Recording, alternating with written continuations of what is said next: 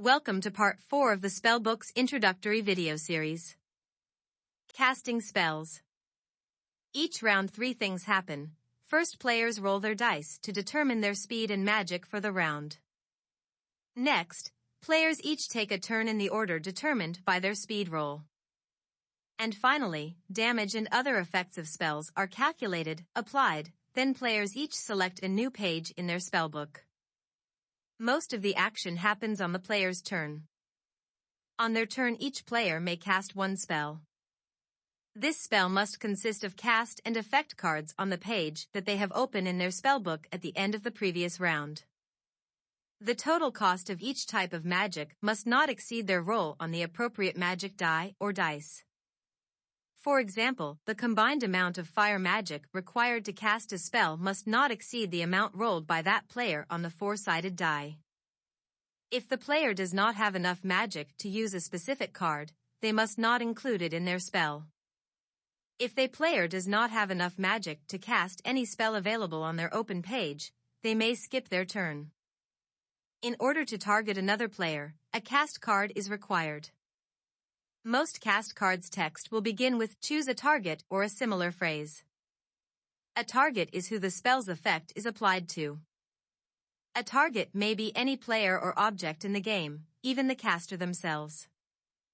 If a cast card is not used when casting a spell, the spell always targets the caster. Many simple spells consist of just 2 cards, a cast card that targets an opponent and a single effect card to attack or hinder them. But by combining multiple different kinds of magic, players can create much more powerful spells. Players should also keep in mind that not all spells are aggressive, and some cast cards even change how effects played alongside them behave, making them absorb damage instead of dealing it, giving strategic players the ability to avoid damage. On their turn, players remove their chosen cards from the spellbook and place them face up on the table in front of them, revealing their selected spell. The combined card text is read aloud by the player casting the spell, starting with any cast cards and following with all effect cards in the order the caster determines makes the most sense. Once the player is finished, they will specify targets as needed. Cards that have the keyword linger on them remain in effect for several turns after they are played. How many turns is indicated in the card text. If linger is found on a cast card, the entire spell lingers. If it is found on an effect card, only that card's effect lingers. Since any player has the hypothetical ability to impact any other player's spell with their own, spells are not considered cast until the end of the round after each player has had their turn.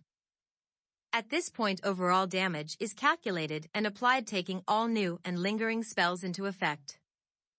Once all spells have been resolved at the end of the round, the cards may be put back into their places in their player's book.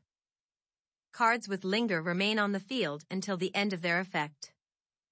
It is also important to note that some cards have specific exceptions to the rules written on them, for example, allowing a player to cast a card in addition to the one spell cast per turn. Card text always takes precedence to rules text. Alright, now that we've mastered casting spells, let's look at how to put together a spellbook.